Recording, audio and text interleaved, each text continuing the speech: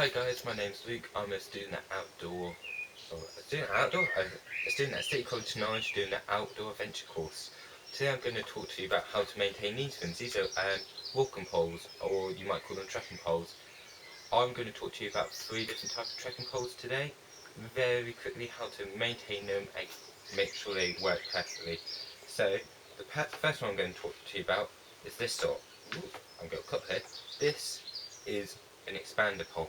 Expander poles are ones that you have a little twist on the end and then you pull them out and then you twist it again to tighten it. To make sure these work properly, you want to regularly disassemble them. This is by undoing it, pulling it past the stop line, and then you're just going to pull it out. On the end here, you've got a little bit here which gets tighter when you or expands when you tighten it. This is how it stays in place. You want to make sure this bit is kept clean, and you want to occasionally add some sort of lubricant onto it to make sure it's not getting stuck and all that. It's very important to keep that clean because that is what's keeping this attached to that and keeping it in a stiff place. Another thing you can also do is get a little bit of water out of your tap or something and just squirt it in there and just polish things up and give it a shake and then let it drain out, and then leave it for a couple of days just to make sure it air dries fully inside, and then you can put it back together.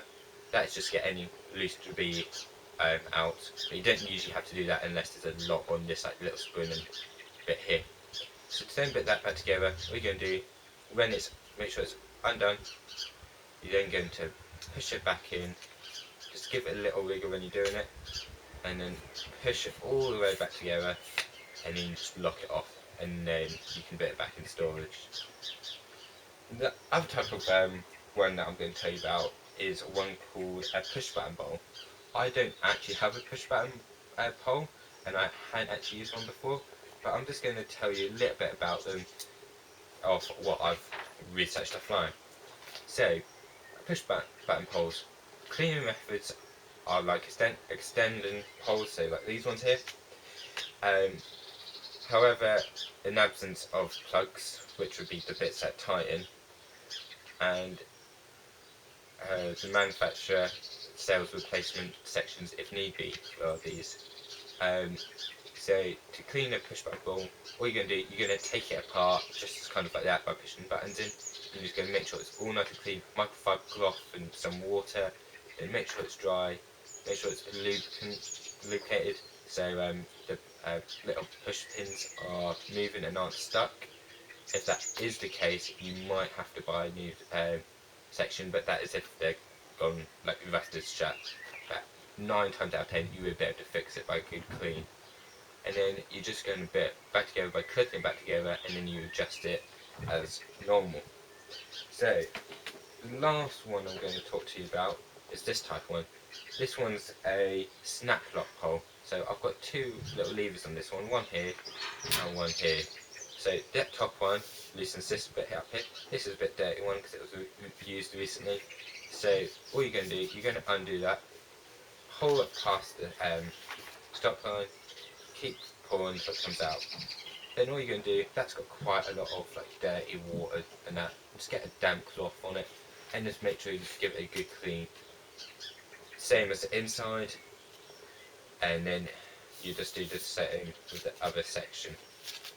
And then get some water in the tubes and just give it a little wash. If you've got something like I wouldn't use a drain cleaner, but if you went out by a drain cleaner, one with a little brush on the end, you could use that inside, just give it a good brush inside with all the poles.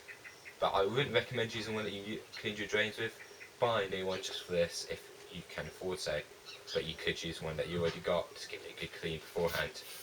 And then afterwards, what you're going to do, you're just going to push them back together to get them in. Other parts is you want to make sure these clips are functionable. So make sure they are, you're going to make sure it's nice and tight when you clip it together, so that one's a bit loose. So here I've got a little spinny bit, so I'm just going to spin that to tighten it, and then I'm going to push it down, and that's made it a lot tighter. That will help keep the pole in place, because if they come loose, the pole might move around when you're moving it. So it's kind of just like a bicycle seat, I guess, on some bicycles. So What you're going to do, just easily tighten it. If it's too tight, loosen it a little bit. If you are having a lot of force on pushing that down, because you could crack the plastic. So these are OEX poles. I have had to replace a part of these before. So I went on their site and I ordered a new part, and it came quite fast, I guess, and then you just replace it as normal. They have got replaceable feet, so that foot come off, and it's got like a little metal stud which you can use depending on the type of climbing you're doing, and then you can get little plastic round discs that go on the end, which also can help. But also make sure you take the feet off and clean all around here as well, because that's a bit of metal that you do need to clean quite often. And just push them back on when you're done. So I hope that helps some of you guys out there, and I hope I'll see you all guys later. Adios.